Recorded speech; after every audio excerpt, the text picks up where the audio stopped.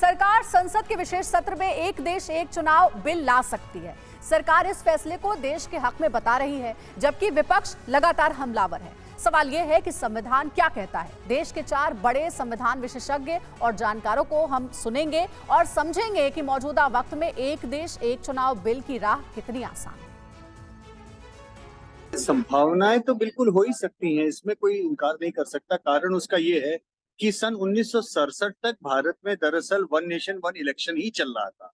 बहुत से लोगों को इस बात की जानकारी नहीं, उनको लगता है कि ये कोई नया कॉन्सेप्ट है। ये नया कॉन्सेप्ट नहीं है। सन 67 के बाद में इसमें जो गड़बड़ियां होनी शुरू हुई वो दरअसल आर्टिकल 356 यानी राष्ट्रपति शासन लगाने के जो मिसयूज हुए लगातार, उसके कारण हुआ, क्योंकि विपक्ष की कई सारी सरकारें समय से पहले लगातार बर्खास्त की गई। 2015 में सरकार ने इलेक्शन कमीशन से पूछा कि क्या वन नेशन वन इलेक्शन फिर से करना संभव है, तो इलेक्शन कमीशन ने भारत सरकार को बताया कि बिल्कुल संभव है और हम करा सकते हैं अगर संविधान में संशोधन हो जाए, लोक प्रतिनिधित्व अधिनियम 1951 में संशोधन हो जाए और हमें ईवीएम वीवीपैट जो पर्याप्त नहीं है उनकी मैन्युफैक्चर और खरीदने के लिए पैसा हो जाए। मेरे हिसाब से ये बहुत ही सही ये होगा मूव, और अगर एक साथ होगा तो पूरे देश का इतना जो खर्चा है वो कम हो जाएगा।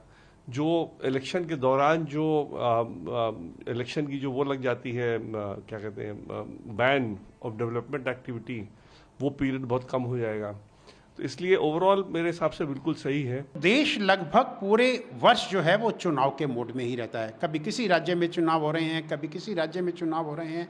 उससे होता क्या है कि हमारे जो लीडर हैं उनका बहुत सारा समय चुनाव में चला जाता है, और जो गवर्नेंस के इशू हैं उन पे जो उनको ध्यान देना चाहिए वो कहीं ना कहीं बढ़ जाता है, और वोटर्स को भी बार बार वोट डालने के लिए चुनाव के लिए जो है बार बार पोलिंग बूथ पर जाना पड़ता है।